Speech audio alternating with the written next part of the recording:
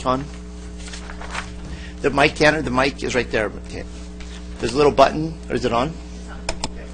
You can speak into that, pull it down. Okay. Thank you, boys, for coming to our City Council meeting. You guys are from Troop 604? Yes. Thank you so much for being here. And if you guys would lead us in the invocation first. Mike? Prayer. Please prepare yourself in the manner of your custom. Dear God, we thank you that we have the opportunity to discuss our community and improve it. Lord, we pray that you would protect us and help us not only in abundance but in spiritual growth. We pray that every one of us would find a and we pray all this. Amen. Amen. Pledge of Allegiance. Please stand. Place your right hand over your heart. Those in uniform salute.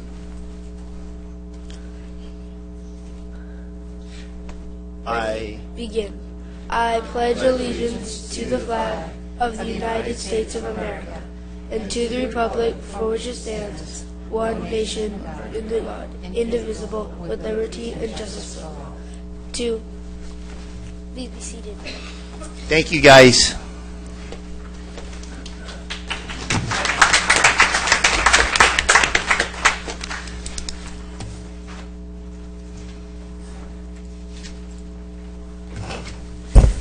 Next up is a report from our student liaison, Joe Surrey. Let's go Chargers.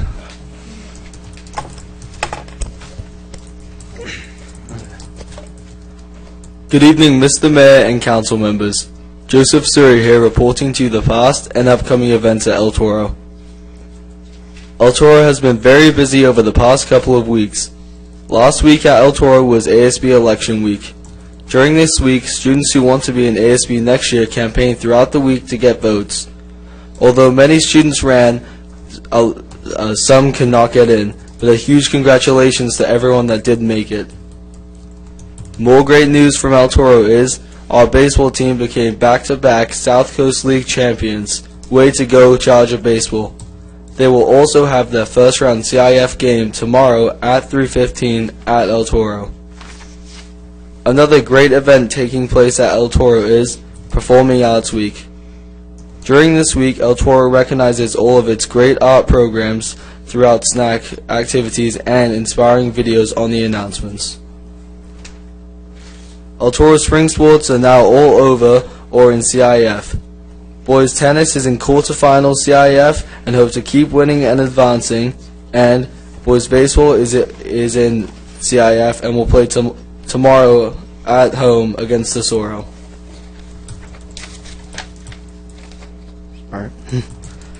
Exciting events taking place right now and in the future at El Toro include prom pre-sale tickets, which are now on sale through the May 19th, the final pep rally of the year, which will be on Friday, and Staff Appreciation Week, which will be taking place May 22nd through May 26th. Thank you all so much for listening. That's all for tonight. And as always, go Chargers. Thank you. Thank you, Joe. That brings us to presentations. I'll receive a motion. Second? Second. All in favor, please cast your votes.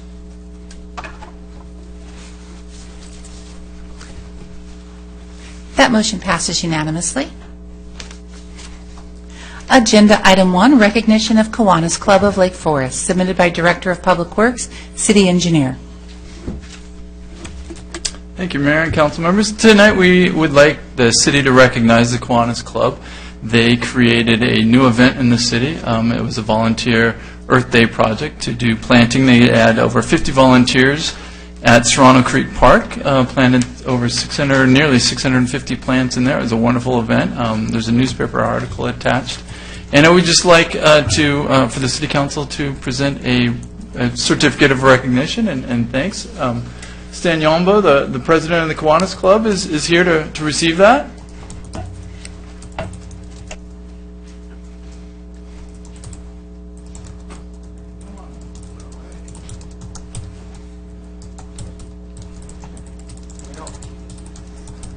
The Kiwanis is a local volunteer organization here, actually using and involved with our clubs at both Chirico and El Toro High School, and actually they took it upon themselves to go out and help beautify the City Lake Forest. So besides getting a certificate from the City Lake Forest, you are getting a certificate from Congressman Mimi Walters too, in honor of what you did for our city and making it a more beautiful city. So we get a picture, please.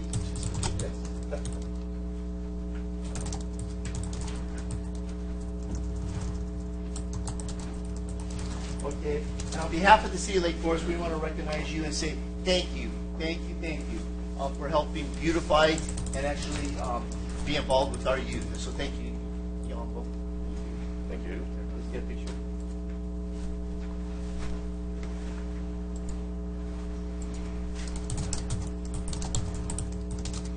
Thank you. Thank you very much.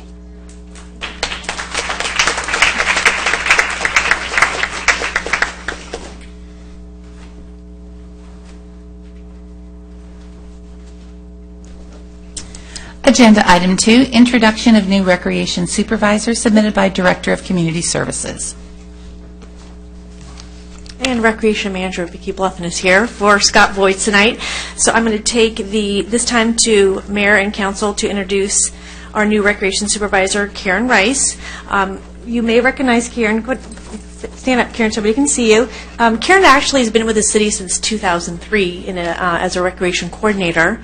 And prior to coming to the city, she worked for the city of Anaheim, Laguna Niguel, and Huntington Beach, both as a recreation leader and as a contract instructor. So we're very happy to have her here in a full-time capacity. She'll be working with our senior programs and is going to be one of our key staff players to get ready for our move to our new senior center. So we'd like to welcome Karen to our organization.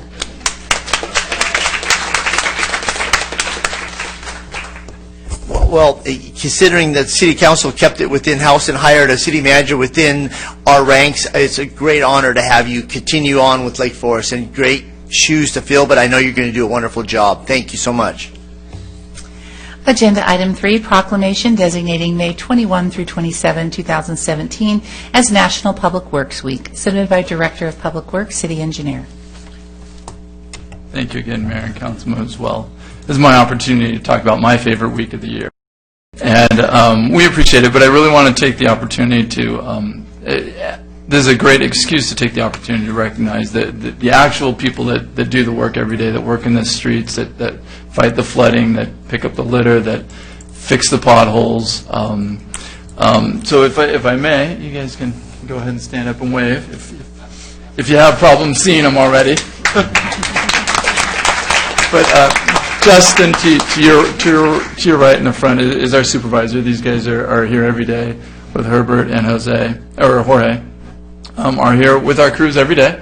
And the two guys in the back, Franti and Jose, are here.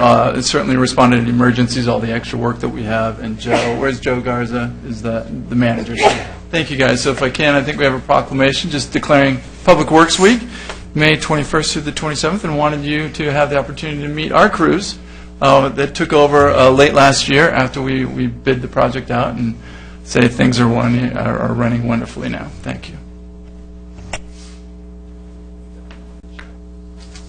You know, besides dealing with floods and blown over trees, they deal with our traffic and our drivers. And so thank you guys on behalf of the City Lake Forest. So I'd like to have, who's got the Justin? Here, give it. On behalf of the City Lake Forest, we say thank you.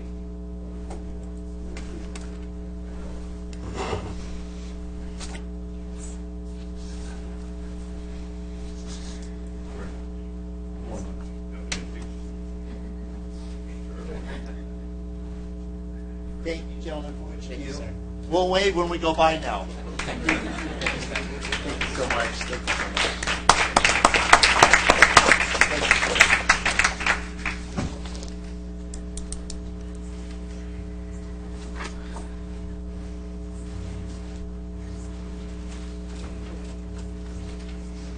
much. Agenda item number 4, proclamation designating May through October of 2017 as Drowning Prevention Awareness Season, submitted by City Clerk.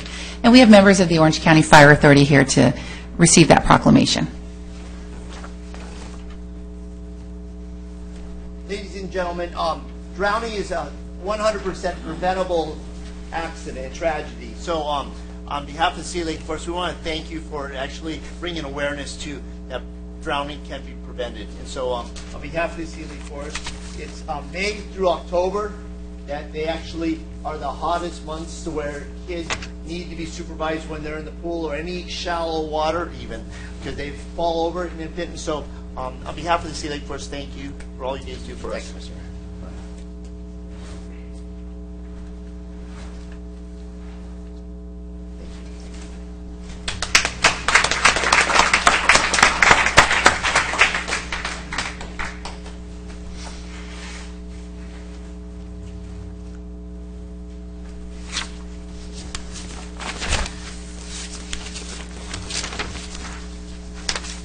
So at this time, it brings us to public comments. Members of the public may address the City Council regarding any items within the subject matter of the City of Lake Forest. No action may be taken on items not listed on the agenda unless authorized by law. Comments shall be limited to 3 minutes per person and an overall time limit of 30 minutes for public comment portion of the agenda. Any person wishing to address the City Council on any matter, whether it appears on the agenda or not, is requested to complete a request to speak form available at the door and complete it and submit it to Carlo at the end here. When you are called to speak, there will be 3 lights, the first being green, then 30 seconds left, the light will turn yellow, and then your time has expired, the light will turn red. At that time, your public comment portion of the period is ended. Council requests that you conclude your comments and save any future general comments for a future meeting. Madam Clerk, do we have any from the public? Yes, Vincent Burke, followed by Andrew O'Connor.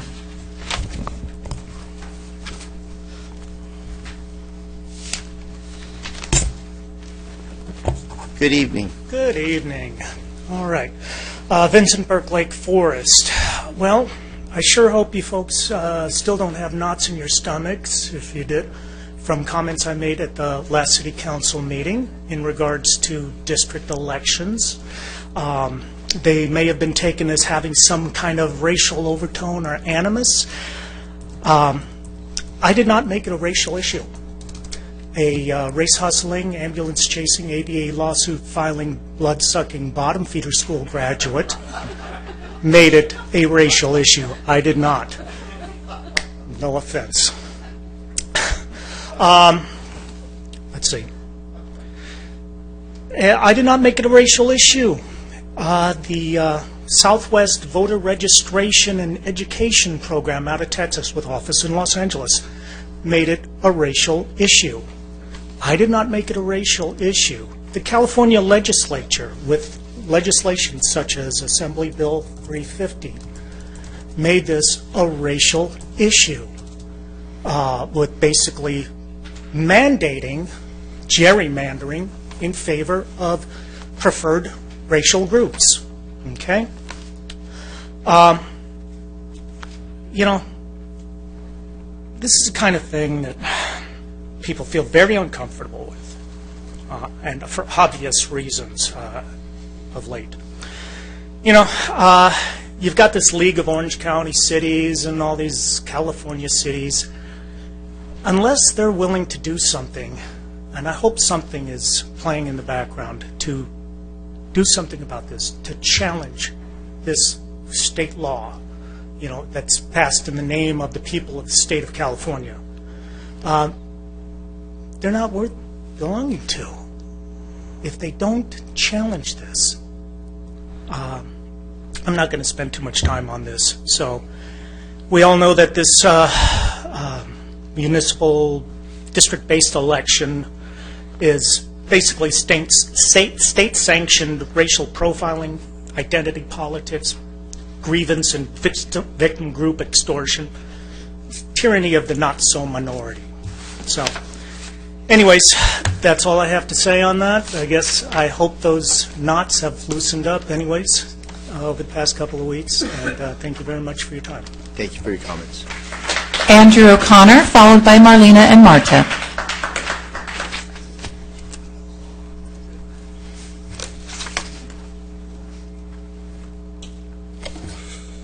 Good evening. My name is Andrew O'Connor from Foothill Ranch. I'm here tonight to talk about, can we really trust our mayor, Scott Voigt, and the campaign literature that he put out You'd like your front comments to and me. back, right here. The first one is, he says he attended school in Saddleback Valley, and I've asked him numerous times, please advise the date, the school, the graduation, the degree earned. I'm asking Pro Tem Mayor Basil to make our mayor accountable to these 5 points that you have here in front of you. And one of them is, when did you attend the schools in Saddleback Valley? It should be easy, it's just like saying when your birth date is. Second is, on the back, you claim final development of commercial properties along Bake and Alton Parkway. What you did do is you changed a commercial on the corner of Alton and Commerce Center from a commercial to a residential is what you did, Mr. Mayor. So I'd like to know, I'd like to report on that. Fiscal responsibilities. The residents keep getting increases from the Orange County Sheriff's Department. Have you once challenged the Orange County Sheriff's Department? And can you provide competitive bid policy to save the taxpayers money? Next, you talk about community safety. You ever notice the loitering at the corner of Geronimo and Orange? And what have you done about this? Next, address city needs. Completion of Portola Parkway, written right here. Now, this should be a no-brainer, seeing that you're a real buddy with the mayor of the city of Irvine. Why hasn't anything moved forward on this? You talked about it. Give us an update. Report to us on it. Exhibit number 2 is the City of Irvine year-to-date hours worked by Scott Voits. Well, what do we have here? 390 hours you've worked. And you're averaging 10 hours a week, okay, or 30 hours a week. Divide that by 6 days, 5 days a week, excuse me, that's 6 hours a day. I believe you're spending more time in the City of Irvine than you are in the City of Lake Forest, sir. And what else is interesting is you always want to talk to the representative from El Toro High School, go Chargers, buddy, but you voted against Proposition 54, which would have funded Saddleback Valley Unified School District, and if Proposition 54 wouldn't gone through, we would have been bankrupt as a school district. So that's the real Scott Voits. And Mayor Pro Tem Basil, please ask him to report back on these 5 facts I'm asking tonight. They're very simple, starting off with, what school did you go to in the Saddleback School District? Thank you. Marlena and Marta, followed by Randy Johnson. Good evening, all council Good evening. members, and of course, Mayor Scott Voits. Well, I came with my daughter, and then I would like to say thank you very much, also on behalf of my husband, for all the Lake Forest City Council members, and especially for the Mayor of Lake Forest, Mr. Scott Voits, and Council Member Dr. Jim Gardner, for your help in my search for a parking spot for my husband's commercial truck. I appreciate all your time and effort. And one more time, thank you very much. Thank you so much.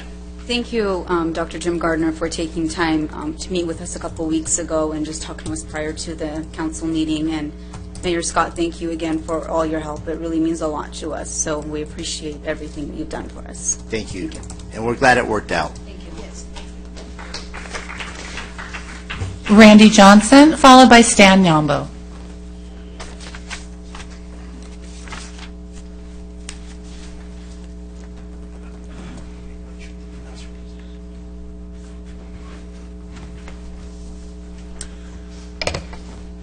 Well, good evening, Council. Randy Johnson from Lake Forest. Happy Tuesday to you. At the May 9th, 2017 Budget Workshop meeting, I submitted a written and verbal statement to your Council on animal care matters, including the current cat license exemptions. During your responses to the public comments, you completely ignored my compelling arguments that I brought before your Council on the cat licensing issue. This showed not only disrespect to me, it showed disrespect to the thousands of cats that are slaughtered annually at the Orange County Animal Shelter. It showed disrespect to the lawful Lake Forest dog owners who were forced to shoulder the entire pet owner financial burden for the animal care in our city. It showed disrespect for your own claims that you give the highest priority to the public's safety. It showed disrespect to your outward claims that you care about the welfare of the animals. Some of you even ran campaigns based on the false premise that you decry animal euthanasias at the county shelter. Leah and Jim. I remind you, nearly 7,000 cats were executed at the Orange County Animal Shelter in 2013. 70% or more of the animals executed at the shelter were cats. Less than 2% of the 11,351 cats impounded were returned to their owners. The Performance Auditor Director recommended mandated cat licensing. The CDC reported 4 times more rabid cats than dogs in 2014. The American Veterinary Medical Association reported that 50% of cats are examined by a vet each year. 80% of dogs are examined by a vet each year. Cat overpopulation is the underlying factor behind cat disease and euthanasias. Cat licensing would generate needed revenue for the animal care operations. Cat licensing would mitigate an unfair financial burden on dog owners and taxpayers who do not own pets to fund Lake Forest Animal Care Program. Mandated cat licensing would provide an incentive for cat owners to get their animals spayed or neutered to help alleviate the cat overpopulation and allow the city to monitor the mandated vaccinations to help keep our community safe. In addition, it would aid in reuniting lost cats with their owners. If the state government suddenly changed the vehicle registration laws and exempted Chevrolets, Hondas, GMCs, and Nissans from annual vehicle licensing fees and biannual smog checks, you would say the state legislature has lost its mind. Yet you are practicing the same convoluted logic by demanding that dog owners license their pets while giving cat owners a free pass. Maybe if you cared more about the welfare of the cats and the public safety than losing cat owner votes, you'd improve your performance as council men and women. If the county can accommodate dogs in their licensing system, there's no good reason why cats can't be added to the select cities that choose to license them under the new contracted options. It's just another four-legged animal. I care about the city of Lake Forest that I call home. That's the reason I spend the time to assimilate this information, come to the council meetings, and report my findings to you. Considering the effort that I expend, at least you could do as elected leaders is respond to a constituent's concerns who takes enough interest in the city to participate in the public process. Thank you for your comments. Stan Yombo, followed by Bob Holtzclaw. Good evening. Good evening, Stan. Can you hear me? Yes. Mr. Mayor, Councilman, everybody. Congratulations, Deborah. It's fantastic. I'm so happy. My name is Stan Yombo, resident of Lake Forest, president of Kiwanis Club, future president of the Chamber. So I'm going to try to speak actually on behalf of 3, so it'll be interesting if you can give me more time, if you can.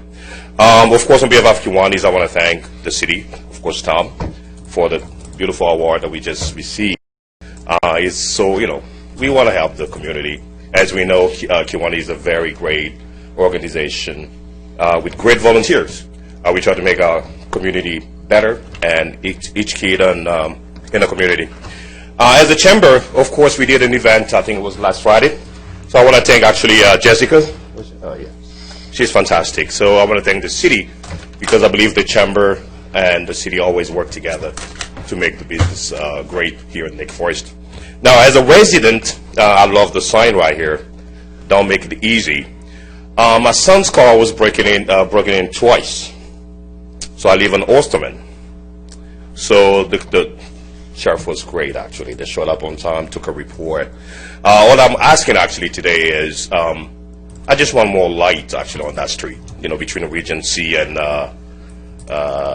Pittsford. We had a lot of break-in. I think if you check the report, a lot of people have been complaining. Some people don't report what's going on in there, but we want more lights. We want more patrol. I think they do more patrol already, but I think we need more lights on that street. One of the guy who got broken in was a towing company, Blair. They literally blow all his tires. He can go to work at 2 a.m. My son, it was twice. Lucky he didn't fix the glass, the window. But it was twice in 2 weeks. So that's not right. I think because there was a lot of bushes actually on the right side, and there was not enough light. So if we can really do that, that would be great. So basically, that's why I am. Thank you. Thank you. Thank you for being involved with the Chamber and Kiwanis. Thank you. Okay. Bob Holtzclaw, followed by Martin Henderson. Hello, Bob Holtzclaw, resident of Lake Forest. I went to the groundbreaking for the new City Hall, and I heard Leah Basil sing the Star Spangled Banner, and I guess 1 out of 5 of you probably will have a job after this. So the second thing I went to is the Toll Brothers meeting, and that was, I thought there'd be more to it, but it was very vague. He showed up on the map there where the school would be, and he said that the school district is very serious about building another grammar school in Foothill, which many of the residents are very happy about. And also the low-cost housing section, he put it over here, over there, and stuff like this. And of course, he says that the City Council and the Planning Commission and the Environmental Impact Reports have to give their final decision on, what's going to be built here, and they want to build 600 to 800 homes. And I kind of almost held my from laughing, because I know there's going to be 800 homes if he's shooting for 800 homes. So we still don't know what's going on at that. But we took a Foothill survey, and it's a small survey. It's only 48 people, and 4 items. One is if Toll Brothers builds homes in that location, do you want an elementary school built first? And we've got 48 people. 48 people said yes. It's kind of a little mistrust with the city. Second action was, do you want a first to 6th grade or first to 8th grade? 22 people said first to 6th. 25 people said first to 8th because of Serrano. The traffic over there is terrible. One person said, I don't know. So you gotta go along with that. Toll Brothers wanted to build low-cost housing. 41 people said yes, they want it there. 7 people said no. Toll Brothers, on the last one here about the low-cost housing, 39 said yes and 9 said no, as far as they don't want the city to take the money. They want the housing be built there. This is a small survey, but right here it shows that the city is kind of losing trust in the people, because they want things done, not to slough it off and say, okay, we're going to have a school district, but another school, but we're not really going to have it.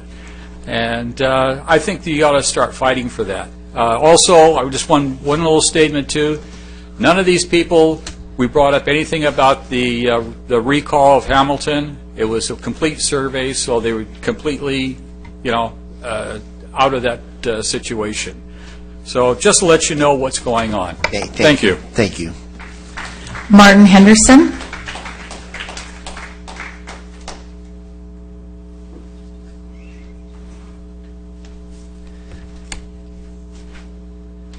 Good evening. Hello, Council. I'll try to be quick tonight. I'm glad to see the Boy Scouts here. I plan on including them in my presentation, so I hope they pay special attention. I want to clarify the record. Last meeting, Council Hamilton again said that he answered my question when I said that he did not answer my question about do you condone lying and do you condone deception from the council dais, from other council members. He said, I know what he's referencing. He's referencing a statement he made an hour and a half later to Mr. Gardner when he said, I believe honesty is the best policy. Okay, I believe everybody up there, including Mayor Voights, believes honesty is the best policy. In Mayor Voights' case, I just don't think it means him. As for Mr. Hamilton, that's not the way you answer questions. You answer questions at the time they're asked. That's the way it works. You have kids. You know that's the way it works. Also, I'd like to point out, since you dropped the words at the last meeting, falsehoods, whoppers, lies, distortions, denigration, untruths, fabrications, and dishonesty, that's essentially what you're doing here. You're getting in the last word after I walk away from this podium to try to influence people, to try to deceive people. That's what you're doing. And you were guilty of all of that stuff last year. Mr. Voights, you have 5 members of the Boy Scouts in here. These are our hope for the future. These are among the youngest residents in the city. They deserve answers. They deserve honesty.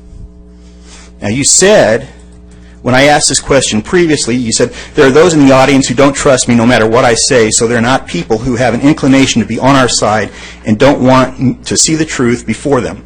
I'm an elected official for the city of Lake Forest and take my role as an elected official and the mayor very seriously.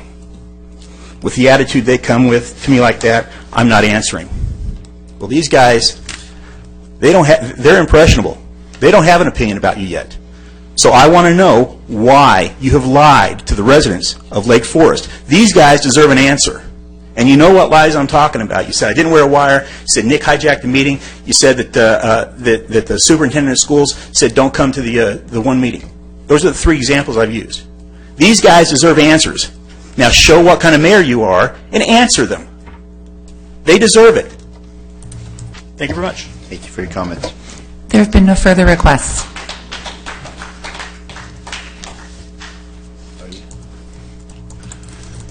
Yeah, the issue we have here is that We don't respond. after everybody speaks and then we respond. And for those of you who are new here, there's actually no action we can take from your public comments immediately. But we can respond. To Andy O'Connor, the Portola Parkway, I think somehow that got lost. I know the previous city manager wasn't interested in doing that, but I know that's been referred to the city manager to go to the Parking and Traffic, Planning Traffic Commission. So that will be revisited and hopefully that happens. I believe that's an important thing to happen. It is on its way back. Randy Johnson, cat licensing has been discussed up here several times, and it's been in reports, it's been in referrals. I've had several conversations with it. It's even in the latest correspondence about the pet education officer and being more aggressive in the cat licensing, and it hasn't happened yet. And I understand your frustration. I came here and sat where you sat for 6 years trying to get a dog park, and sometimes it takes a lot of time. So try to be patient, and if you keep it up, I'm sure we'll succeed.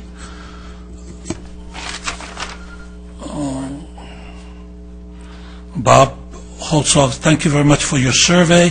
We're trying to build the city's ability to do surveys into this new mobile app at some point or another. So that's really valuable information for us. Thank you for the information. Okay. You have any? Yeah, just a couple things. To Andrew, just on the side, I can't make anyone answer questions. If any member on the council wants to comment, I can't force anyone's, ability to say what they're going to say. So I apologize for not being able to help you there.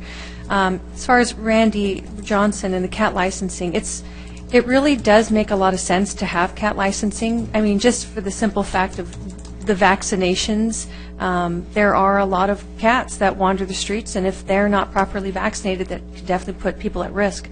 It's something that I'm definitely interested in pursuing more. I will mention it later on tonight when we do council comments, because even if it's no today, maybe we can still continue to try to have a conversation, maybe get some progress on that. And that was all I had. Councilman Hamilton. So I just wanted to say thank you to all the speakers tonight. Vincent Burke, if you're still here, yes. There's a rumor, I was told that actually the legislator who crafted this bill works for the law firm that sent us that legal thing or notice. I don't know if that's true or not, but I mean, there just sure seems like there's a conflict of interest there.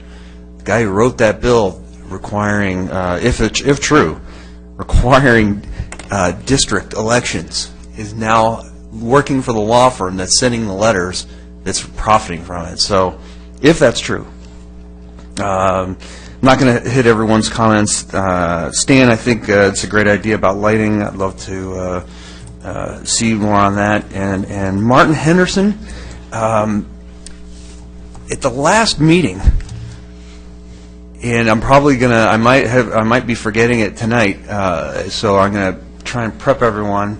Agenda item 8 on page 69, I have some comments.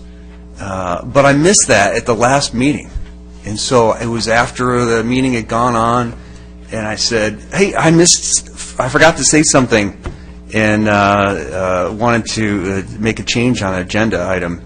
And so staff kind of conferred, and our esteemed city clerk said, oh, there's a second reading. So even though you missed it, you can actually come back tonight and mention it. So I think during that meeting, I must have forgotten to respond right away, and I wanted to respond sometime during the meeting. So appreciate if you give me the benefit of the doubt there, but it was not intentional. That brings us to the warrant registry. Item number 5. All matters listed under the warrant registry are considered routine and will be enacted by one vote. There will be no separate discussion of these items unless the members of the City Council, the public, or staff request specific items to be removed from the warrant registry. Madam Clerk, do we have any from the public? No, Your Honor. Council? I'll entertain a motion. I'll make a motion. Second. First and second, please cast your votes. That motion passes unanimously. That brings us to the consent calendar. Miscellaneous, items 6 through 13. All matters listed in the consent calendar are considered routine and will be acted with one vote. There will be no separate discussion of these items unless the members of the City Council, the public, or staff request specific items to be removed from the consent calendar for separate actions. Madam Clerk, have we had any? We've had no requests. Council? 12. What? 12. 12. 8 and 13 and 12, yes. And can I just make a comment on agenda item number 9? We're at $125 million. That's quite a accomplishment. And then also for number 11, the contractual services agreement with the Lake Forest Chamber of Commerce. Would you want to pull it to make a comment? No, I can just make a comment now. I think it'll go faster. Thank you. Just want to say thank you for the chamber. You guys do great work, and just feel comfortable coming to us and saying, hey, we really want this item passed. You can come to us and let us know your opinion. So don't be shy. And that's, I think, something that Councilman Dwight Robinson has mentioned in the past, right. And he and I talked about that again. I entertain motion for the remainder. I'll move the remainder except 8, 12, and 13. Okay. Second. Okay, first and second. And I, too, concur. Thank you, Chamber, for representing our... Cast your votes, please. That motion passes unanimously. Agenda item 8, adoption of ordinance number 295 related to the Planning and Traffic Commission, submitted by City Clerk. Okay, so I forgot, like I said, to mention this at the previous meeting. So on page 69, there's a bunch of items where they will either, and just for, this is the Planning and Traffic Commission item, and so we're hopefully providing, or propose to provide traffic to the Planning Commission. So there's a bunch of items on page 69. Review and report, they're on annually. Item agenda, or it's item E. Item D is making recommendations. C is reviewing and approving.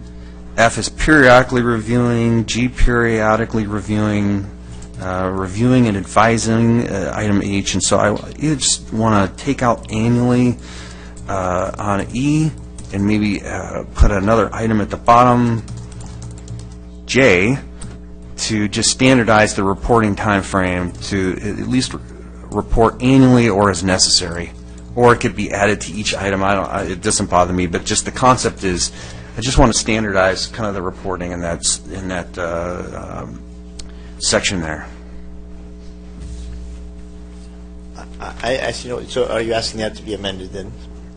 Yes, so I'll move the item with staff to incorporate my comments. i.e. Okay. standardizing the reporting Did first and timeframe. second it. Cast your votes, please. You heard who seconded that motion? Councilman Gardner. Thank you. And just to make sure, to report at least annually or as necessary.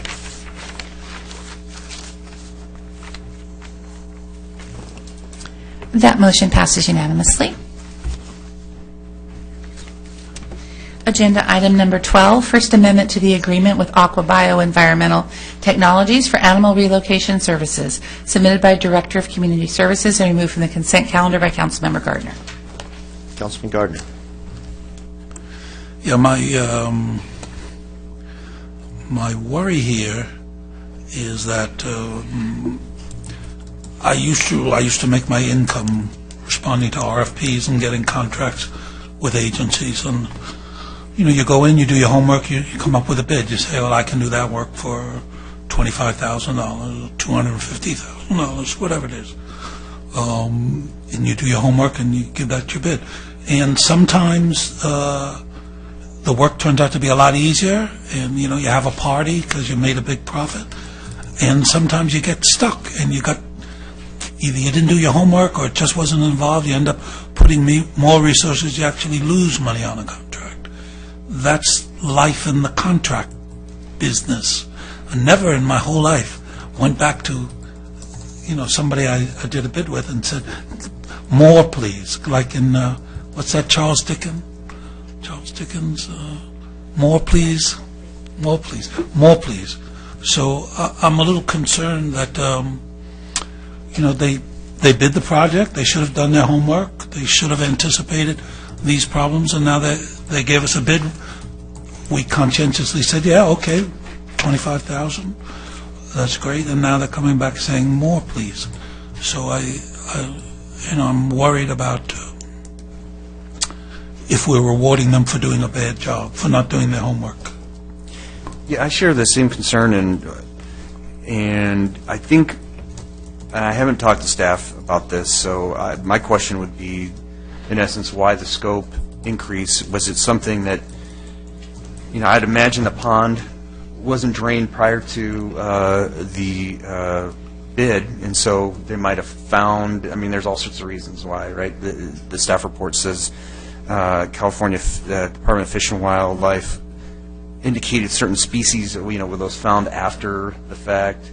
Is it because it's a wildlife refuge? There's all sorts of reasons. Was there experience, or whatever that term is? So that's my similar question. I had that item too, so I was curious why the scope increased. All right, good evening, Mayor and members of the council. So I think to answer the question, it's a fair point. I think any time that we bring an amendment, it's required to explain why there's an increase in cost. So this contract, unlike some of the other contracts associated with this project, it's not a bid. So it's a time and materials contract. So the time that the contractor is spending out there handling animals, feeding them, relocating them, caring for them in its facility is billed to the city. What the contractor did in this instance, as many do, right, is that they prepared an estimate based on their experience. They've been doing this, as I understand it, for over 30 years, and estimating what the cost might be approximately. What they ended up encountering with this project are a couple of things. So the California Department of Fish and Wildlife has required the city, through Aquabio, and that's who we have our permit through, is through Aquabio, to seine the lake, which means that they had to have additional personnel and have boats out there. And the seining process determines the type of fish that are there. It's not always required. I missed the word. Did you say sea? Seine, S-E-I-N-E. Okay. Seine the lake. So that's an atypical process. It's not always required by California Department of Fish and Game. If some regulators will require it, others don't. And it wasn't initially anticipated that this would be required. Based on the seining of the lake, California Department of Fish and Wildlife further required that animals be held, specifically certain types of fish that are going to be returned to the pond for longer periods of time than anticipated, and be kept alive on site and in special tanks with special equipment. So that's one thing that occurred. The other thing that occurred is that when Public Works, they work with the El Toro Water District. The El Toro Water District determined that only 80,000 gallons of water could be drained from the pond in one day at a time. So that delays the draining of the pond, which requires an extension of time to feed and care for the animals that are on site. So we're talking about the waterfowl, the fish, the turtles, and the other animals, and that extends time on the contract. So those are the two primary contributing factors for the First Amendment. And those were not foreseen, is in essence what you're saying? No, those were not initially foreseen. Okay. Correct. Well, were they not initially foreseen, or the company just simply didn't ask? Because it seemed like if they asked the water district would have told them. Well, Dr. Gardner, I think, again, that's a fair question. Aqua Bio isn't here today to answer that question, so I can't speak for them. But like any project, there are instances where we do have, unforeseen events, and these happen to be two that have contributed. We've spent some of the money on the contract already because of the extension of time, and like I said, a lot of this is a function of having to care for and feed the animals and care for them for longer than initially anticipated. Well, and one of the points I think too is that the pond is recently flooded, so I think it's hard to forecast rains at the time. I'm not exactly, can't recall exactly off the top of my head what that date was, so rain, to your point, that could have had more rain, and I don't know, I just, I think it's unfortunate.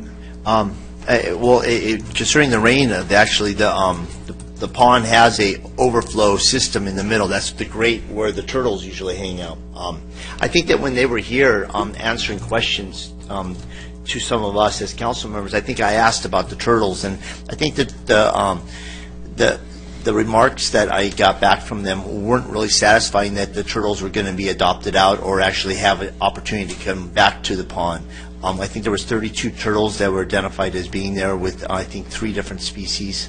I think that we as Lake Forest residents and some of those that have frequented that park for many years have become accustomed to those turtles being there, and many of the turtles actually will come to people that they recognize that are feeding them. And I think the Aqua Firm actually wants to use those people that are feeding them with the ability to catch them. I think that's what I heard when I was talking to them, that they were going to actually have some of our residents that actually are familiar with the turtles be used to capture the turtles. But then I think that the residents of Lake Forest should at least have the opportunity to have them back in our pond.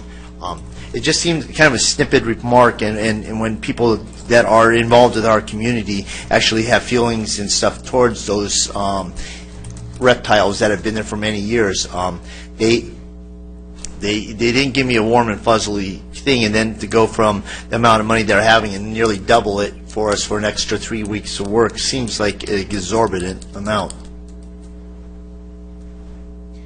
Well, again, Mayor and members of the City Council, I think I understand and I hear your concerns about the contract. The staff, I think, and the City Council have a shared responsibility for looking at these types of issues, and that's what we're doing now. One thing I would just bring to mind is that the project is mobilized, and it's a critical path, right? So relocating the animals and draining the pond is a critical path in terms of all of the other operations to advance the project.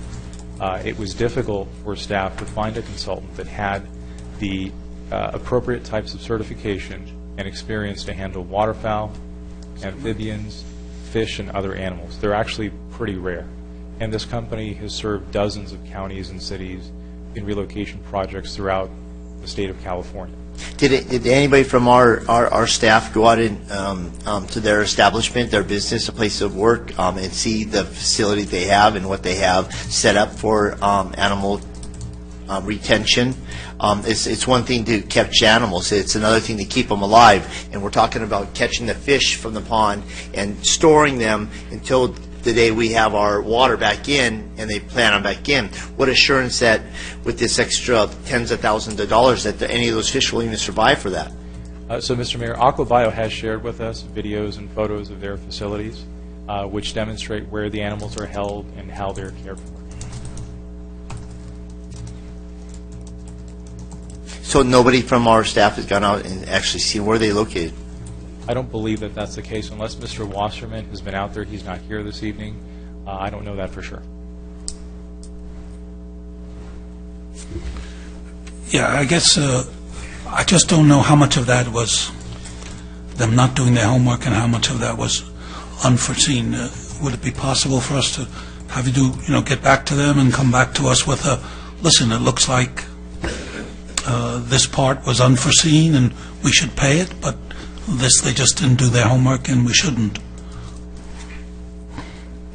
Mr. Mayor and members of the council, if I may, I wasn't directly involved with the contract, but at the time when we were creating the project, animal care was kind of an unknown at the very beginning. So we hired Aquabio. We first had it in the contract to put it all on the contractor. And then as we were processing the plans, we realized the need to have it up front and have that kind of expertise directly under the city's contract. So we understand what's happening with the animals. We can use their abilities to help create the specifications and the plan. So we really brought them on board to help us develop the plan. So it wasn't a hard bid, you shall do all this stuff. It was, you come on board on a time and material basis to help advise us to create what the plan would be. Go get the permits that we need, figure it out, and then we'll figure it out. Based on their experience, the previous lake that they've done this in was Rancho Cucamonga, a very similar lake, slightly smaller. They drained their lake in like 3 or 4 days. So that was the basis. They were able to transport all their game fish to other lakes throughout the region. So that was kind of the idea going in. And Aquabio was up front the whole time saying, until we actually get an answer from California Fish and Game, or Fish and Wildlife now, they just changed their name.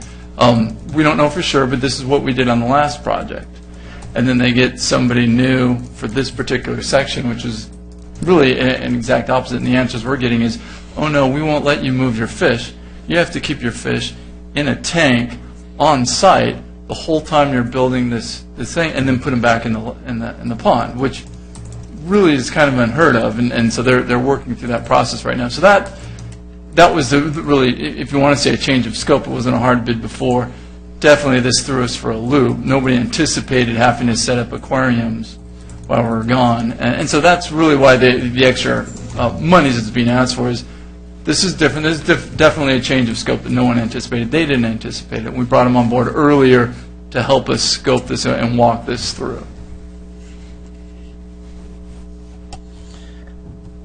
Move item. Yeah. Is there any, is it stated in the contract how big the tank has got to be for the fish, or does it depend on how many fish they catch? But having done this in the past, I'm sorry, it's not stated within the contract, but having done this for past occasions and they do this on a regular basis, they would have the terms of what that size would be. We could bring that information back to you if you'd like to get that information. Yeah, I would like to have that information. And when they were transporting fish out of Rancho Cucamonga Lake, what was their success rate in transporting those fish alive? And then I'd like to rediscuss, is California Fish and Wildlife, are they allowing the turtles to be placed back in the pond? No, the turtles will not. They're not native to the pond environment. They were brought there by other people bringing them in. But so were the fish. Exactly, but they're saying that the fish need to go back in the pond, the turtles do not. The turtles are going to be relocated to the Orange County Turtle and Tortoise Club location, where they will find homes for them there. So I'm going to ask, as Mayor, I'd like to have the information on the Orange County Turtle. Oh, sure, Club. yes. Okay, so. And actually, all the information on all the organizations where the wildlife are going to is on the website right now, but I'll get that information for you. Actually, I'm familiar with them, and they do a great job. All right, that group. Then I'll move staff recommendation. Mayor, we've received a request to speak while council was discussing the item. This is a hot topic. Who is it? Bob Holtzclaw? It's a fishy topic. It's Mr. Holtzclaw. I like that, the fishy topic.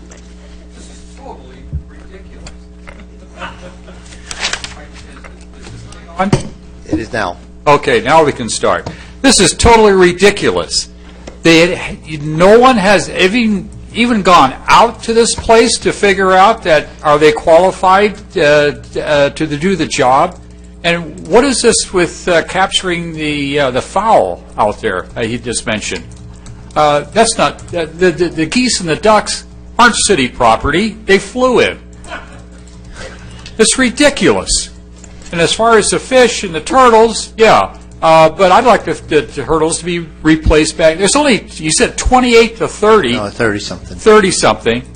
I mean, that's not a whole lot of turtles. And I think they should be replaced back into that pond. These turtles are water turtles. They live in swamps. They live in, well, of course, Village Pond Park is sort of a swamp. But, you know, they belong back in that pond. People are used to seeing them in there. And every one of them should be replaced back into that pond. They're not types of turtles that you adopt. It's just like, you know, they stopped this thing with giving little chickens and rabbits to kids on Easter, and most of them were killed. These things are water turtles. They belong in a lake. They belong in a pond. They belong in, you know, in the swamps. Actually, matter of fact, most of them have come from down south, that's their normal habitat. Those red-striped turtles, and you know, to adopt them out to private people is literally ridiculous. And I think I'm really surprised that the city didn't do their homework on these people to start off with. This is ridiculous. But I agree with you, Mr. Mayor, and let's keep those turtles back in the thing there, and let's do a little bit more of a study. All right. Thank you. And I'm going to call for this motion that you made, and I agree with you, and I'm making the motion. Do I get a second? Yeah, second. Okay, all in favor? Wait, 1 second before you vote. We've received another request to speak. We're voting. The motion's been called. I'm sorry, whoever that was. Ms. Vincent, was that you? Who was that? Yes, and we agree that the turtles. To Bob, I might as well respond to you now. I too have grown up in Lake Forest and formerly El Toro, and those turtles, many of those have been there for generations, and so it's heartbreaking to me, and we will try to see to that that if we can get any of those back in there. But the hands are kind of tied because of California Fish and Wildlife. They're the ones that actually have a list of vendors that are qualified to remove game animals. And I think that the geese that they're talking about removing are not mostly geese. I think they're the domesticated ducks that we're talking about, the ones that actually aren't the mallards that are flying to Jim's wonderful lake right across the street. So I think the ones they're talking about trapping are the domesticated ones. And so Mrs. Leah Clark, please. Thank you so much. No, Larissa Clark. I actually had a bit of a technical question. In the contract, because this is kind of like an extra work bill, like, oh, we got into this project and whoo-hoo. So, but usually in the contract, when they come back to you, they state, like, we never looked at this, so don't assume blah, blah, blah. Was any of that negotiated? Or if you do approve this or their extra work or like, oopsie, the new change order you negotiate, maybe have clear things called out so that then they don't come back to us again later and say that. Because for them not to be out there at all and look at the scope of work, they should have put in the contract, we didn't look at this, and we didn't know it was a swamp, and we didn't know it hadn't drained properly in 4 or 5 months. so there might be an additional cost or not. That is my request as a resident when spending an exorbitant amount of money, as you pointed out, Mayor Voits, in going forward with this work. That's my only request before you vote. Thank you. Thank you. And we'll include that. We just want that this is obviously talking about future costs. I don't foresee any extra add-ons. So. But you never know, and so that's why it's like clearly we don't assume this, that, and that. That's just my. I want Thank to talk you. to staff on that. So what do you guys? Any additional work would obviously come back to the council beyond this amendment. And back to the fish, putting them into an aquarium. I mean, are we buying in a 100-gallon aquarium and putting 10 bass in it? I mean, I hope that we keep that accountable to best practices for the game fish that are going to be returned. Exactly. We don't know. This is construction. We don't know what we're going to pull out of the lake, so we have to anticipate. They're going with, again, these standards that Fish and Wildlife are coming up with. We've looked at and anticipated we can build our own pond on site, a smaller holding pond. We can bring in aquarium tanks. We've talked about a couple different things with the contractor to do that in anticipation of. We just don't know how many lakes. We've signed it or netted the lake once, and we got one fish.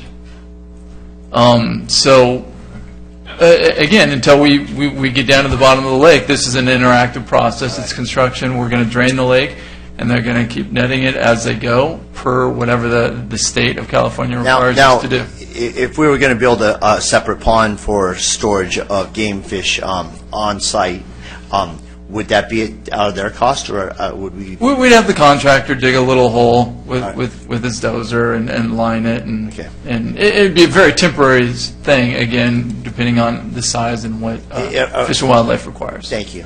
I think that if you guys keep us posted and allow them to know that we are concerned about the game fish and turtles that are being pulled out of there. So, without further ado, it's been first and second. And the second was. Thank you. No further comments from the public? Thank you, everybody, for concern for our turtles and game fish. Thank you. I'm sorry, Mr. Kumar. Okay, cast your votes, please. That motion passes unanimously. Was it inherent in there or in our discussions that we're going to get pictures of what's going on?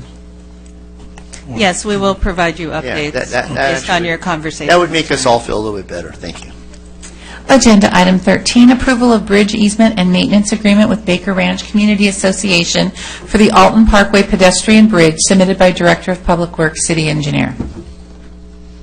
And removed from the consent calendar by Councilmember Gardner. No.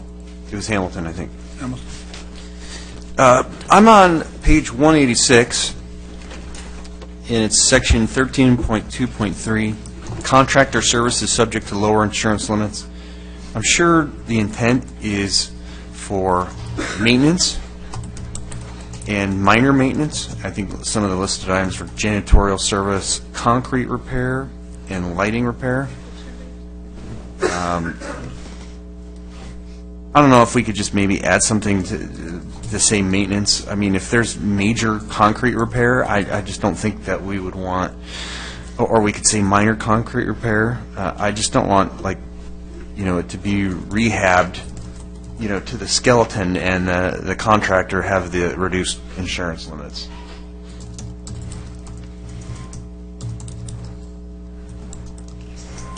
Mr. Mayor, council members, we can certainly make that addition. We'd have to go back to the BRCA to review that with them, but we can certainly recommend that to them if council wishes to have that change made.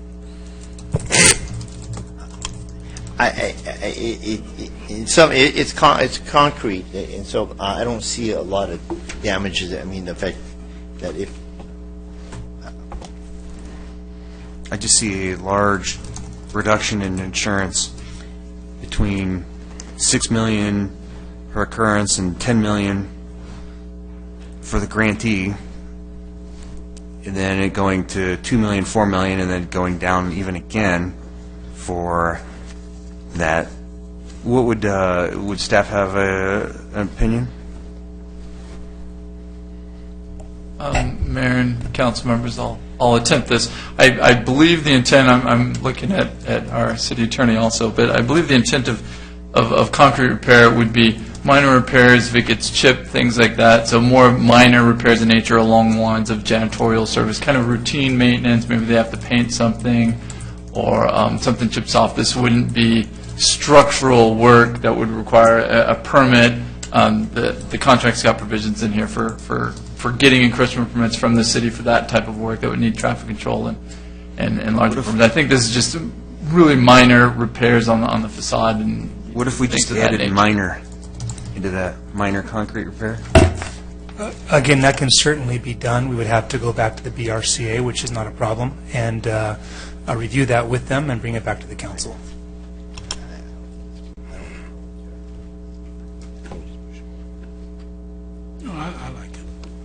I like it. Yeah, there's no problem time-wise going back and taking the extra time to No, do that? this isn't time-sensitive. We could certainly talk to them Well, I think about it that makes to it bring it back. completely clear, then All right. it doesn't sound likely, but it makes it completely. There was a motion, I'll and a second. second. To add the word minor to concrete repair. We don't need to vote on anything, we will come back.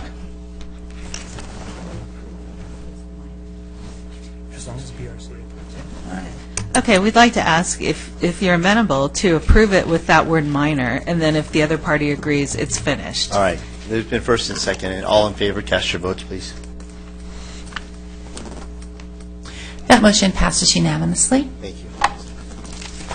Yeah. Thank you.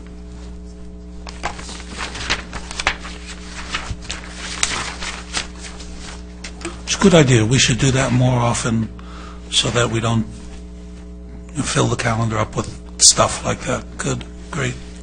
Agenda item 14, 2017 Purchasing and Contract Guidelines, submitted by Deputy City Manager, Director of Finance. Mayor and members of the council, Deputy City Manager, Director of Finance Keith Neves will do a short presentation for you.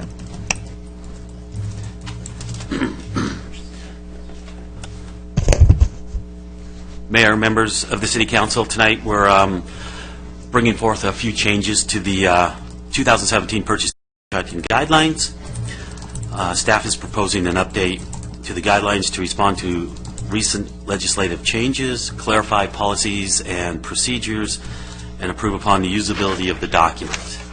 Staff is, the most substantial changes are, there's really three of them, besides some redlining and clarification in the document. Increase the department director's approval authority from $5,000 to $10,000 to expedite small dollar purchases. Amend the Lake Forest Municipal Code sections 3.12.140 and 3.12.165 to make the change order authority limit consistent with that provided in section 3.13.085 for public projects.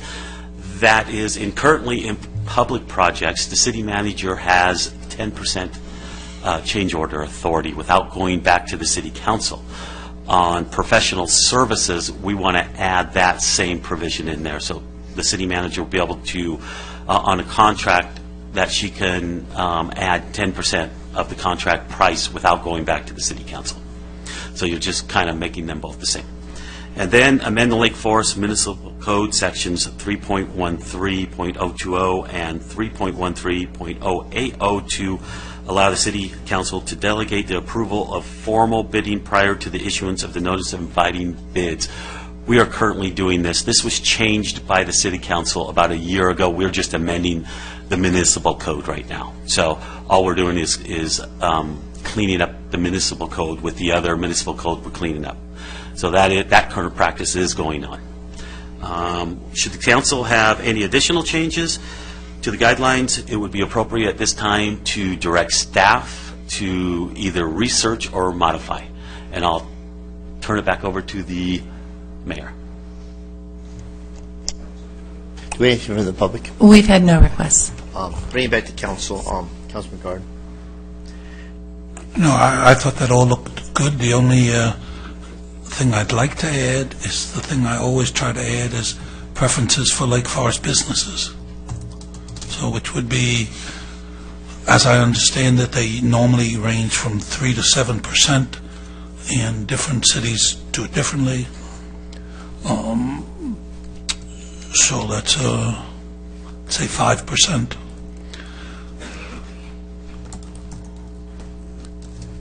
And I guess we would have to vote on that. Yeah, if 3% so low, 5%, I don't want to be low, I don't want to be high.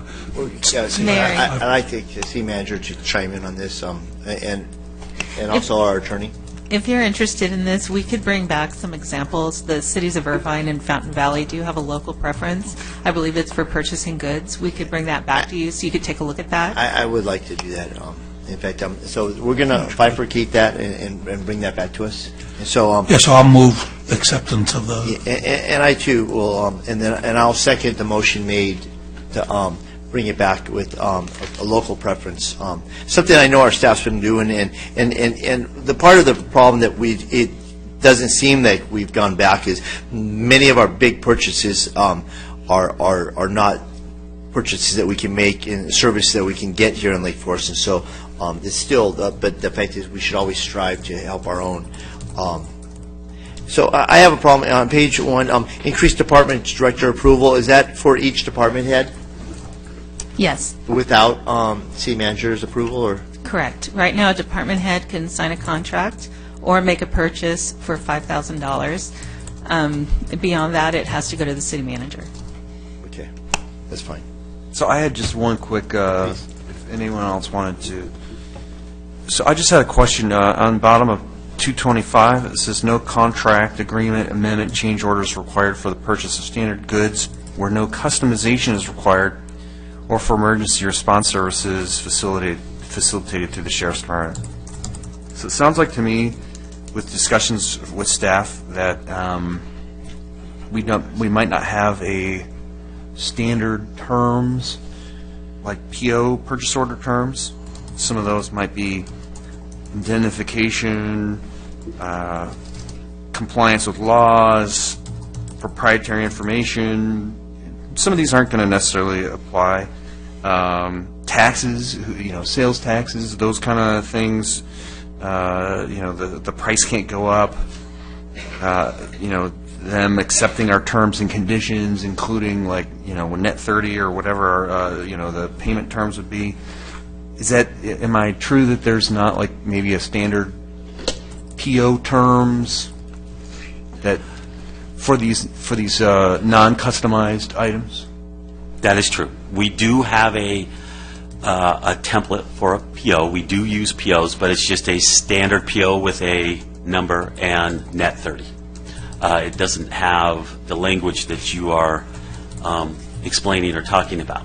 What we can do is when we bring back Councilman Gardner's recommendation on the other research we're going to do, we can research this and put that into that report. And I don't mind even if we just give direction, but it seems like the pendulum they're taking out that there's no contract, maybe for these customized items. In the past, there may have been, and it seems like it's swing, to the other side. I don't think you need a contract, and at the same time, I don't think you need to just, throw everything away. I think there should be some kind of standard purchasing terms that we have that's similar to other entities when you're purchasing items, that don't have customization. And you need acceptance, from the vendor for them to, agree when you issue whatever it is, or just provide those terms to folks, that order. So I'll move the item and say that at the bottom of 225, something to the effect of, standard purchasing terms. Would be you can develop them on staff. I don't need to see them. I trust your judgment on that. But standard purchasing terms would need to be accepted by the vendor, communicated and accepted by the vendor. Okay, duly noted. I'll move the item Item number 14. So I guess that's a friendly amendment, if that's amenable to the maker and the second. We are. So moved and second. Please cast your votes. And it doesn't, I just don't think it needs to come back to us. That motion passes unanimously. Agenda item 15, award design build contract for Civic Center parking deck, submitted by Director of Public Works, City Engineer. Good evening, Council, Mayor, again. Tonight, we're happy to recommend the award of what is the second large construction-related contract for the City Council's consideration for the Civic Center project. This is a design-build contract where the contractor both designs and builds the structure. This is a perfect project to do that kind of delivery method for. They get to design it to use their formwork, their specialized equipment in building the structure. It really works out very well. The selection process for this award is based on best value, as defined by the state. It's very similar to our normal request for proposal qualifications-based selection process, whereby the selection team, the city, scores the proposals and the interviews, and then also we assign a score based on the proposed costs, and those scores are just prorated depending on the % difference of their costs. So everything gets a number and a score. The city sent an RFQ to 13 firms, 33 people were at the pre-proposal meeting. We received 4 proposals, and the city interviewed the top 3 firms. The top scoring firm, ARB, is a Lake Forest company. They are actually headquartered on what will be Civic Center Drive. They're one lot away from the site, so they'll actually be doing some of their work from their site. They scored the highest overall scores, and we're also the lowest priced firm, so that works out very well for us. So tonight we're recommending the award of the contract to ARB Structures for the total of $7,610,410. Authorize the mayor and sign the contract and the clerk to attest, and adopt a resolution amending the CIP budget to add about $8 million to allow the construction of the project and then construction management of the project. I know Craig Morrison is the project executive. He's here tonight. In case you have any questions for them or for staff, we're available. Otherwise, we recommend moving forward. I'm excited, and thank you for the diligence you guys did. And all 3 of the top firms are outstanding firms, well known in the industry, and being a hometown favorite. And keeping true to trying to support our own. Congratulations on coming in low bidder, but we're thrilled to be able to award this contract to our new 100-year home here in Lake Forest, to a Lake Forest company and resident. So on behalf of the City of Lake Forest, I'll move the recommendation, staff recommendation, and thank you for a job well done. Second. I also like to say thank you to the staff for putting it in the agenda that it is a Lake Forest business. I hadn't noticed that before, so I appreciate that. You know, I'll reinstate that all the companies that participated, the top 3 were exceptional companies, but we're really thrilled to have one of our own, ARB. So on that, can I just first and second? I have a question to staff. So I see that the 3 reviewers were the city clerk, the internal director of public works, and then the internal engineering manager. I'm not sure where exactly. I'm just trying to throw out a concept in that we get another set of eyes, maybe during the review process, maybe during the design. Is that kind of as a design build? Right, we don't have the documents, the design, the blueprints to look at for the parking deck. So, not that our pair of eyes would necessarily find things, because I don't think we have any engineers on the city council. But I guess my concern is just another set of eyes throughout the process. How can you address that concern? Absolutely, and I will notice that although those were the 3 scoring members on that panel, all the interviews were also attended by our construction management team and our project architect. So we got technical expertise from them.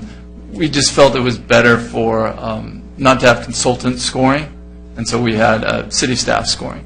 And to your same point, during the process, so this isn't they go away and come back and just build a structure without any input. One of the reasons why we selected them, very interactive. They're also local, but working with their team, they're very open to.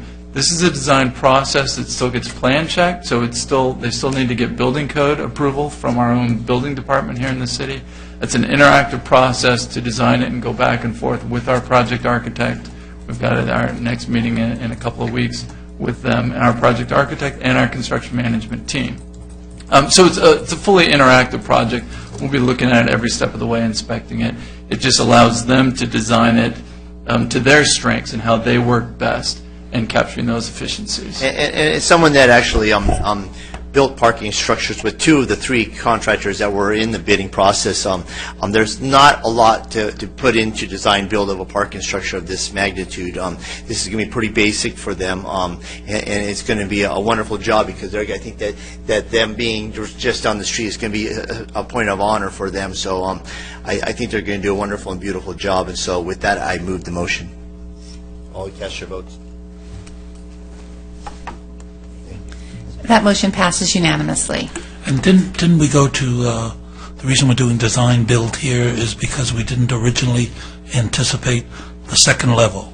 So we found ourselves a little bit behind if we were to go second level in the normal way. So this was a way that the parking structure, we could meet our timelines. Design build also is a faster process, so absolutely that's another benefit to it. And one more question. Would this be the largest project ever for Lake Forest Company? I'd have to go back, but I with my time here, yes. And that's been the last 6+ years. So it's the largest CIP project for a Lake Forest company. Great. And not to burst your bubble, I think their corporate headquarters are somewhere else. But it's a division headquarters, is that? Or a California headquarters?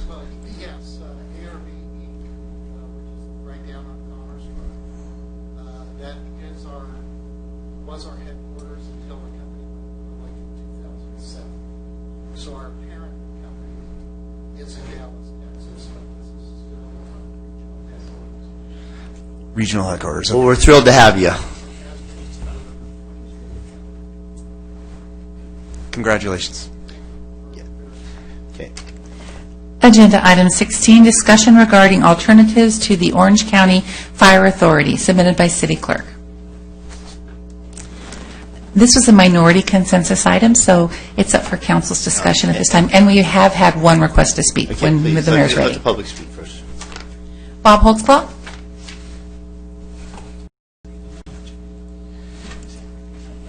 I'm going to break my record here for speaking. You're getting your work. No, I've never been this much. But anyhow, I would take a good long look at the fire authority on this. If this thing collapses, you're going to be holding the bag on this. I don't know what what Irvine is doing, but since the mayor is an employee of Mayor Wagner of Irvine, maybe we should discuss this together, city to city, and see if what we can do as far as having our own fire department, or, actually we were only going to do this with the sheriff's department at one time. But this right here, I think, is really on the edge, and we're going to be holding the bag with it. And then all of a sudden, everybody's going to say, "Oh, we didn't know." So I wish the mayor would actually get back with us of what the other mayor of Irvine has discussed on this, and maybe we can come up with something. Thank you. What you're alluding to, or in fact, let's go through the council. Councilman Gardner, you put it on.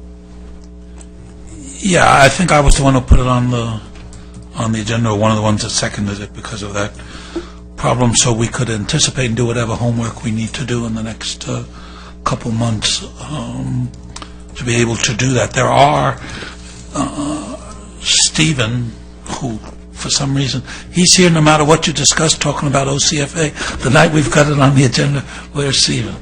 But he's also interested in the unfunded pension obligations and should it go bust, what we get hit with. And he's also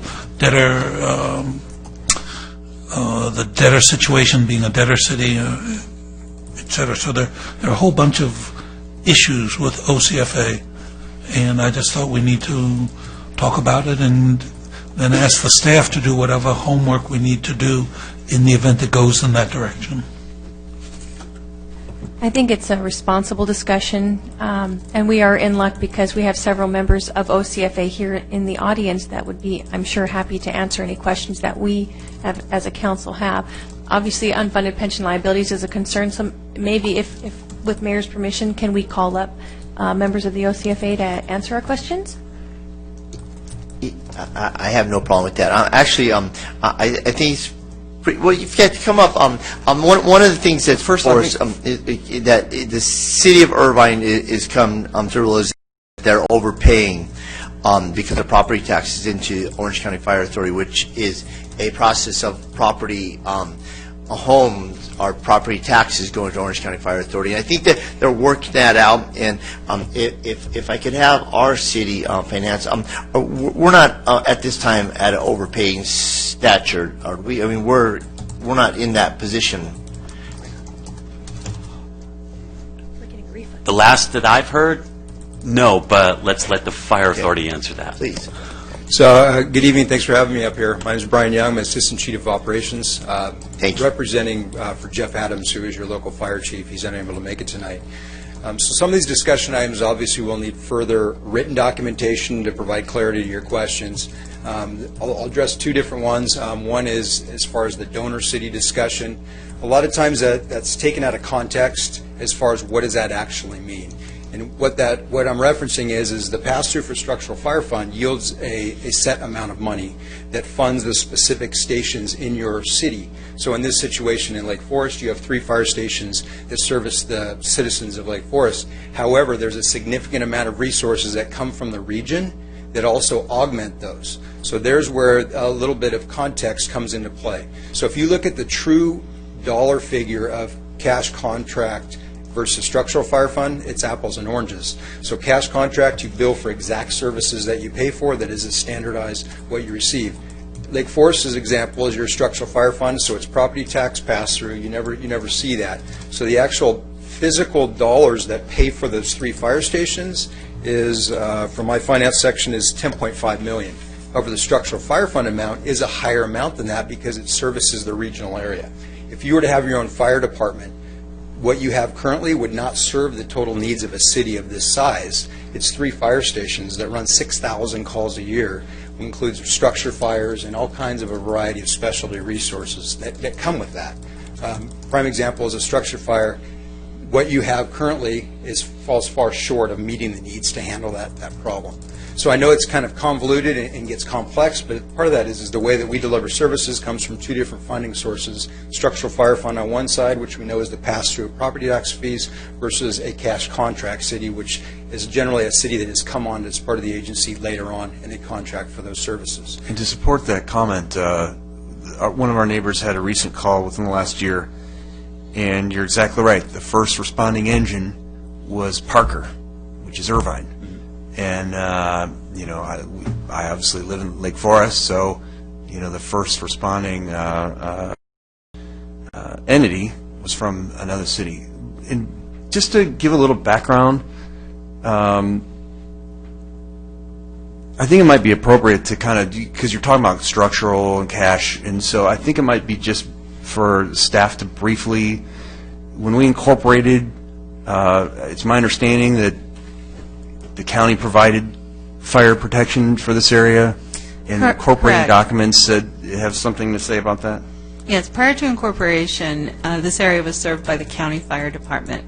When Lake Forest did incorporate in 1991, part of those documents specified that a portion of the property tax, just as was mentioned, would go to the structural fire fund.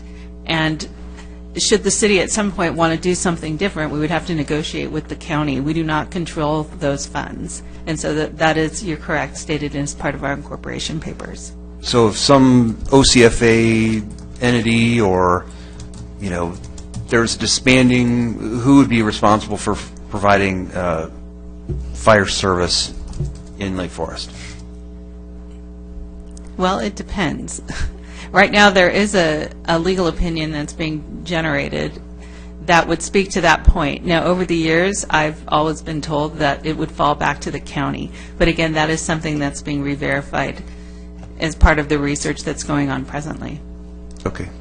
And the city doesn't pay any from our funds? No, We don't write a check to, like, for the sheriff, we write a check. But for the fire authority, OCFA, there's never No. been, and we're not paying OCFA from city funds. No. So for every dollar of property tax that's paid here in Lake Forest, 11 cents approximately goes to the Structural Fire Fund, which goes to OCFA. And that's taken by the county. And then we do get our share of property tax that, again, flows from the county per what's outlined in our incorporation papers. Okay.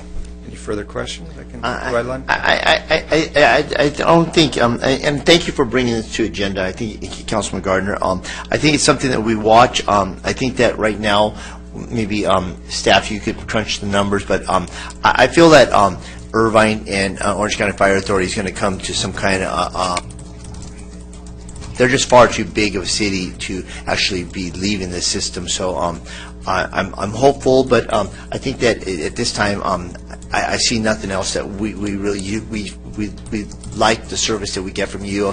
My life was saved by Orange County Fire Authority, so I'm very partial to supporting you guys. But the fact is, being a city council person and being in charge of the finances of the city, we've got to be good stewards of our money. But I think that we get a fine service for the amount of money we pay right now through our property taxes at this time. But as things develop in Irvine, I think that maybe staff will let us know, and I don't think.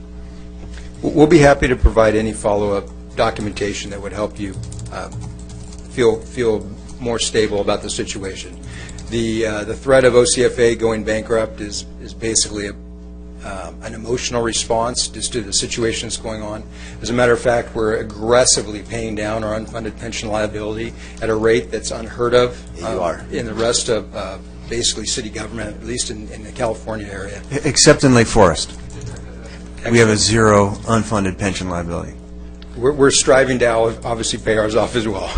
I'm glad you said that, because I think that's important for people to know that you're taking this seriously, and you guys, several of you have come to my home and sat down. We've poured through the numbers, and the numbers make sense. And you guys are really being good stewards of what you have. And unfortunately, because of the pension issue, you guys have gone through and renegotiated and fought to make changes to that. And so it's showing that you're being very proactive. I think the big reason why this came on the agenda was, of course, the fear of Irvine stepping out. But reasonably, it doesn't make sense for Irvine to leave. It makes more sense for them to renegotiate. And I think having it on the agenda tonight just allows us to have that continued conversation so that we are prepared and we can move forward as information comes to light. So thank you for being here. Thank you for answering our Always questions. happy to be here. And I'm with the mayor. I think that it's great to have a continued conversation, but as far as taking action tonight, I don't know if the I see. Do we have to vote on anything or no? Mr. Young, thanks for your service to the county and the residents of Lake Forest and the Orange County. So we're thankful that you guys are out there.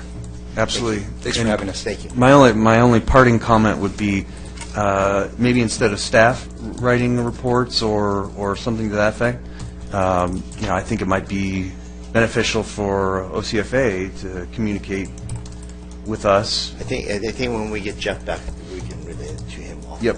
So at this time, the city manager's report. I have nothing further this evening. Councilman Gardner.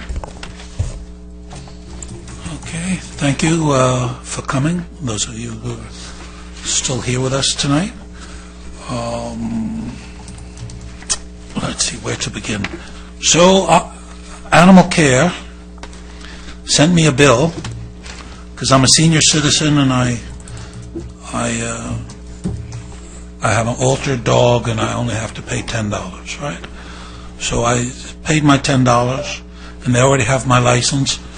So now they send me another request to see my license again, and they want to know where the $10 is, which I sent them a month ago. Do I bring that up? I just bring that up as another example of what we're dealing with Orange County Animal Shelter. So that was number one. Number two, I was at the Lake 2 Cinco de Mayo celebration, very nice. Portola Hills Artisan Fair, it rained, but it was a very good show. I think we were all at Love to Play ribbon cutting, which is a new indoor play place for kids, marvelous place. I was there for hours. And I've been back. I have a 3 and a 6-year-old. I've been back with my granddaughter. Secrets and Strategies from the Chamber, that was another excellent presentation. Of course, we were all at the Civic Center. I wandered around Lake Forest looking for the little library celebration, but I couldn't find it.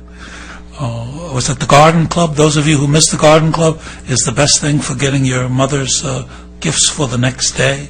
Should always go there. And Aliso Creek cleanup. I was down there cleaning up the creek. So that was a great deal of fun. I think I'm very impressed, I have to say. I'm very impressed with what we're doing and what we did at that budget workshop. I think we are doing more, what should I say, progressive and with a small p. Actions we're taking from that questions. When I went back and reviewed that, I thought, holy cow, I've never seen a council take on this much and add this much value to, I think, what we're doing in the city. So I want to compliment us, very self-serving, but the staff as well. Those are big challenges ahead for us, but very, very impressed. Finally, the question I had was the Title IX thing that's working its way through the Planning Commission. That's the way that we're handling the alternatives to single-family residences, which I guess is the best way to say that. Will that come back to the council, or is that stay at the Planning Commission? It's tentatively scheduled for your next meeting. Or our next meeting? Yes. Okay, then notice to people, that will very much impact the nature of our neighborhoods in the city. This is the alternatives to single-family home residences. So coming to the next meeting, and I look forward to seeing you all here. That's it for me. That brings us to Councilman Hamilton. So I attended the Scheckler Foundation Skate for a Cause at the Etney Skate Park on that rainy Saturday. It was great to see, a great event. Like was mentioned, I went to the Love to Play grand opening, and then I was able to do the Rancho Days at Heritage Hill Park. It's always a great event. I even got video of a horse doing a special trick. And let's see, went to the groundbreaking for our Civic Center, saw everyone there. That was a great event. And I can't, that is just going to be an incredible location. I think the former mayor of Irvine even said, I'm jealous. And Irvine will be jealous of our new Civic Center. So I think we've got a great thing going there with our new Civic Center. And then I was able to catch the end of, or after the Civic Center grand opening, the Business Success Expo, Secrets and Strategies, and enjoyed that there. I also wanted to thank staff for their time talking about the budget. I know we've talked a lot about the traffic at the meeting and subsequent, and that before, and all the traffic discussions that I've had with staff, and I know it's probably taken a lot of time, but I really want to thank everyone. I think I talked to just about everyone on staff there, except Carla. I didn't talk to you about that one, but everyone else, thank you. That brings us to Mayor Pro Tem Basil. I also want to say, as far as the budget workshop, it was my first one going through as a council member, and the staff was very responsive. I got to meet with many of you several times to hone in on what I was trying to accomplish, and that you incorporated some of my suggestions without me having to bring them up because you saw the value in them. I appreciate that you would take our feedback and do good things with it. So it was a very positive experience, and I'm glad, and I'm looking forward to the next one. And it brings me to an item, it's been brought up several times by Randy Johnson, and, I would just like to explore the idea of cat licensing. If I can get anyone to say, yes, let's just take a look at it and see what can be done. And Meow. there's the... Take that as a yes. Okay, then. So that's minority. And that's all I have. Have a good night. Okay, I want to thank the staff and council for a fine budget workshop. I think there were some really creative ideas, and it was very proactive. I too attended Love to Play in Foothill Ranch. It's kind of like the new modern version of the old Chuck E. Cheese. I was thrilled to be there with the facility that will be there for our kids to play in.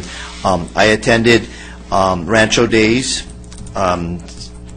Lake Forest Chamber, Secrets to Business Strategies and Business Strategies.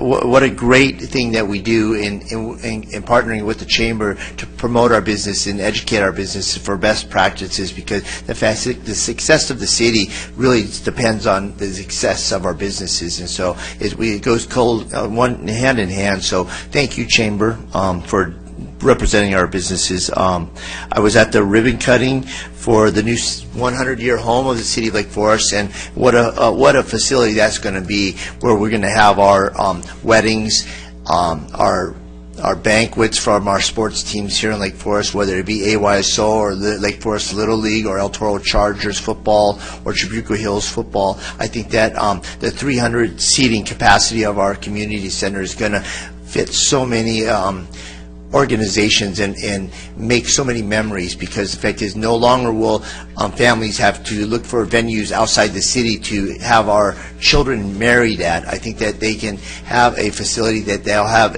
a beautiful background with the beautiful amenities for, I think, the wonderful weddings for our young people. So I'm looking forward to years and years of joy coming out of that Civic Center. So I want to say that thank you, staff, for a wonderful. I want to say especially thank you, Miss Stephanie Smith, for the balloons and all the attire there. It was a little bumpy out there. The rough grading, we got to work on that. I feel every bump out there on my wheelchair. So it does have four-wheel drive hubs on it. So I too, and then I attended shows you how much we care about our young people and Boy Scouts and Girl Scouts. We had a Girl Scout troop from Ladera Ranch come because the city of Lake Forest and our lifetime Scout, or Girl Scout, Miss Stephanie Smith, worked with a Girl Scout troop from Ladera Ranch to build a free little library at the El Toro Park.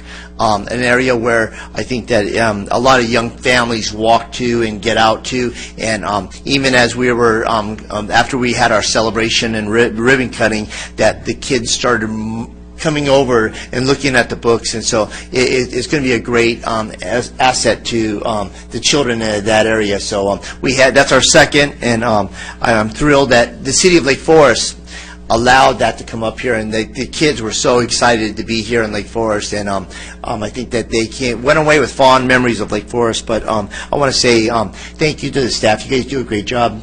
Deborah Rose, I like what we have going on here before 9 o'clock as city manager, the official city manager. So with that, I'm going to close this meeting, and thank you all for being here.